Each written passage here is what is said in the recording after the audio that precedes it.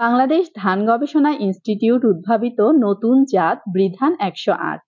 এটি একটি উচ্চ ফলনশীল বোরো ধানের জাত, যা জিরা ধানের মতো হলেও ফলন অনেক বেশি।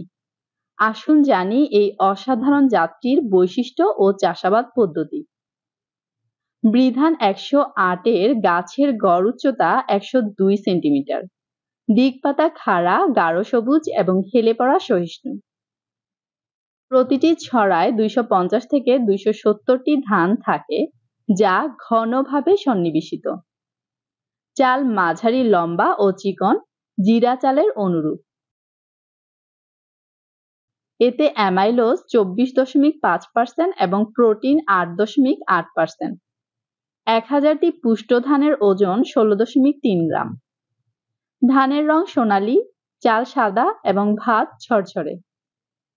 বৃধান ১০৮ এর জীবনকাল ১৪৯ থেকে ১৫১ দিন। বীজ বপনের উপযুক্ত সময় অগ্রহায়ণের শুরু থেকে মধ্য পর্যায় পর্যন্ত, অর্থাৎ ১৮ থেকে ৩০ নভেম্বর পর্যন্ত।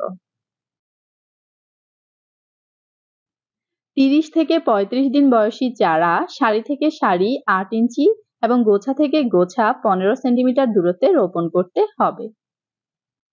হেক্টর প্রতি গড় ফলন ৮.৬ টন, যা একর প্রতি ৩.৪৮ টন এবং বিঘা প্রতি ২৮.৭২ মণ। অনুকূল পরিবেশে ও ভালো পরিচর্যায় সর্বোচ্চ ফলন হেক্টর প্রতি ১০ টন, যা একর প্রতি ৪ টন এবং বিঘা প্রতি ৩৩ মণ। বৃধান ১০৮ জিরা ধানের বিকল্প হিসেবে বাজারে ভালো মূল্য পেতে সহায়ক। অতিরিক্ত পরিপক্কতার ফলে ধান ছড়া থেকে সহজে ঝরে পড়ে না, বরং সব ধান পুষ্ট হয়ে ২৫ থেকে ৩০% ফলন বৃদ্ধি পায়। ১১ থেকে ২৪ বৈশাখ অর্থাৎ এপ্রিলের শেষ থেকে মে মাসের প্রথম সপ্তাহ পর্যন্ত ফসল কর্তনের উপযুক্ত সময়। বৃধান ১০৮ চাষ করে কৃষকরা লাভবান হতে পারেন।